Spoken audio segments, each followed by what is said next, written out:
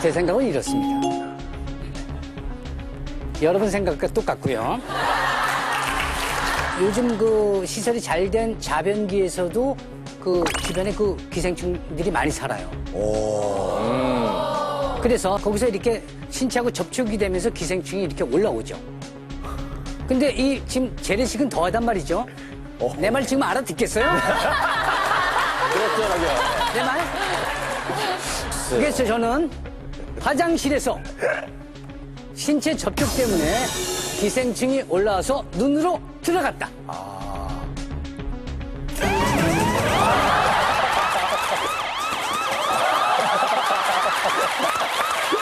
잠깐 때렸어. 잠깐 때렸어. 이게 아닌가요? 머리 괜찮았는데, 일리 있었는데. 근데 두 번 같이 나온 게 또 하나가 있어요. 뭐? 파리. 초파리. 초파리. 그럼 나가. 초파리. 나가, 보여줘. 작은 파리들이 이렇게 눈앞에서 왔다 갔다 거릴 때 그걸 손으로 이렇게 하면 안 돼요. 이 손 바람에 눈으로 들어간 거예요, 이게. 그래서 그 초파리가 이게 얼굴에서 맴돌면 그냥 부세요, 이렇게. 그 손으로 이렇게 하면 맞아. 눈으로 들어온다니까.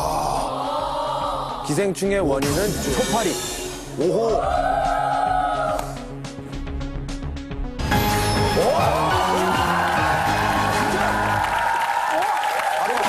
위기 탈출 넘버 원.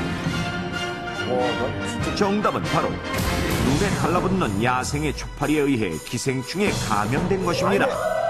초파리가 정말 많잖아요, 정말. 먼저 만나봤던 6살 창조는 다투가 많이 먹어.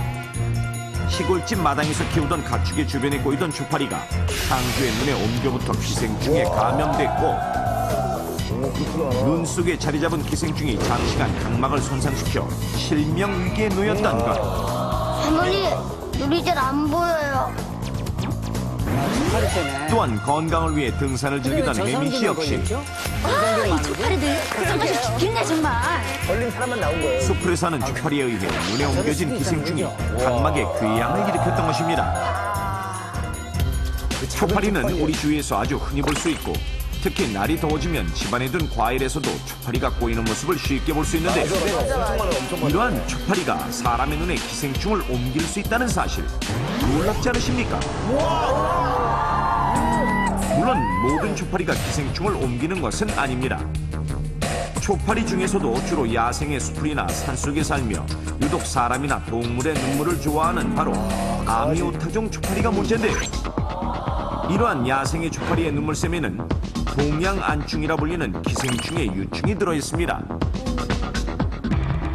따라서 초파리들이 사람의 눈에 들러붙는 과정에서 초파리에게 있던 기생충이 사람의 눈으로 옮겨붙게 되는 것인데 와, 너무 신기하다. 일단 사람의 눈 속에 자리 잡은 동양안충의 작은 유충은 사람의 눈물을 먹고 성충으로 성장하고 또 번식까지 하게 됩니다. 더욱이 동양안충은 한자리에만 머물며 있는 것이 아니라 눈 속에서 반복적으로 이동하고 움직이면서 결막과 각막 표면을 자극하기 때문에 결막염은 물론 심각한 안과 질환을 유발할 수도 있습니다. 국내에 보고된 동양안충의 감염자는 생후 1년이 안 된 유아에서부터 노인까지 다양한 연령대에서 나타나는 것으로 알려져 있는데요. 대부분 안구 표면에 기생하면서 눈물이나 이물감 등의 증상을 일으키지만 드물게 안구 내로 침투해서 안내 감염을 일으키기도 합니다. 감염 사실을 몰라서 치료가 너무 늦게 된다면 긴 것 봐. 각막 혼탁이나 안검 외반과 같은 눈꺼풀의 변형은 물론 심각한 후유증이 남게 되는 경우도 있을 수 있습니다. 이처럼 사람 눈에 기생충을 옮겨 치명적인 후유증을 남길 수도 있는 야생의 초파리가 본격적으로 활동하는 시기는 바로 날이 풀리면서 기온이 높아지는 5월부터 여름까지로 더욱이 이때는 동양안충에 대한 각별한 주의가 필요합니다. 실제 사람의 눈에 들어간 동양안충을 제거해내는 동영상입니다. 이러한 동양안충이 사람의 눈에 들어가서 기생하면서 각막염은 물론 심지어 실명까지 유발할 수 있다는 것인데 저기 줄 자, 아니에요, 줄? 이렇게 큰 기생충이 사람의 눈에 들어가 살 수 있다는 사실이 놀랍지 않으십니까?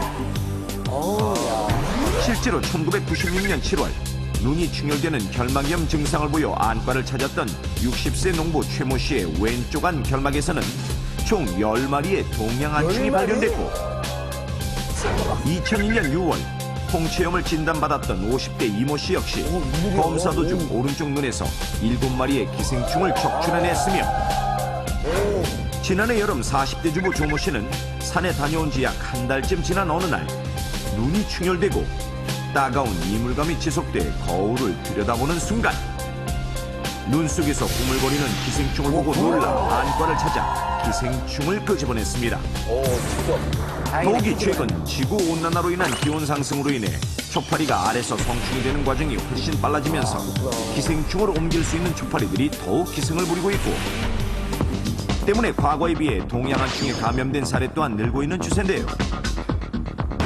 물론 초파리에 의해 사람의 눈에 옮겨진 동양안충의 유충이 성충으로 다 자란 뒤에는 눈으로도 쉽게 발견할 수 있고 또한 안과 진료를 통해 비교적 쉽게 제거할 수 있습니다.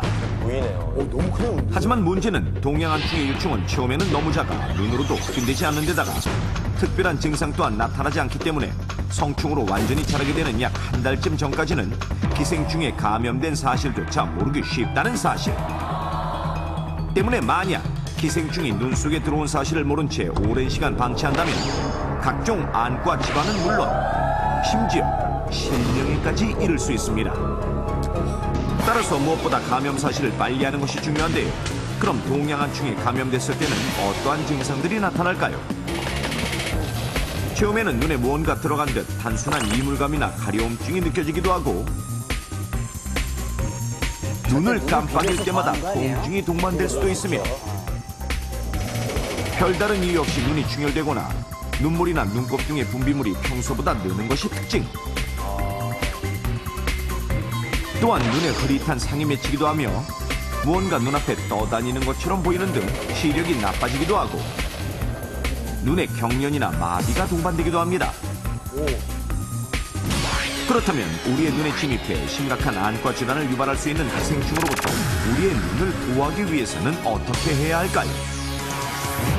먼저 등산을 하거나 숲을 근처를 지날 때는 보호용 안경을 착용하거나 모자를 눌러서 초파리가 직접 눈에 닿지 못하도록 하는 것은 기본. 둘째, 야생동물이나 실외에서 키우는 가축에게 지나치게 가까이 다가가거나 접촉하는 행동을 삼가고 셋째, 동양안충에 감염된 애완동물의 눈과 직접적인 접촉으로 감염된 사례들도 있으니 평소 애완동물의 건강 상태를 주의 깊게 살피는 것도 좋습니다. 또한 집에서 키우는 가축이나 애완동물 주변에 초파리가 꼬인다면 미리 제거해 기생충 감염의 위험을 막고 넷째, 특별한 이유 없이 눈이 자주 충혈되거나 혹은 이물감이 느껴지고 평소보다 눈에 분비물이 많아진다면 즉시 안과 검진을 받되 특히 과거 야외 활동을 통해 초파리와 접촉한 일이 있다면 기생충 감염을 의심해 보십시오.